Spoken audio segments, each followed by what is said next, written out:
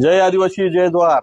सर्व आदिवासी बांधवांना समजलं पाहिजे की नाशिकमध्ये महानगरपालिकेच्या निवडणुकीमध्ये राज्याचे मंत्री आदरणीय नरहरी झिरवाळ साहेब आणि आमदार हिरामनजी खोसकर साहेब यांनी प्रभाग क्रमांक 27 ब मध्ये खऱ्या आदिवासीच्या जागेवरती खऱ्या माझ्या आदिवासी ठाकर समाजाच्या नाम संदर्भाचा फायदा घेऊन एका बोगस ठाकूराला तिकीट दिलं. राष्ट्रवादी अजित पवार गटाचं ते किरण राजवाडे. आज आपल्या नेत्यांनी त्याला तिकीट नसतं दिलं, तो आज निवडून आला नसता.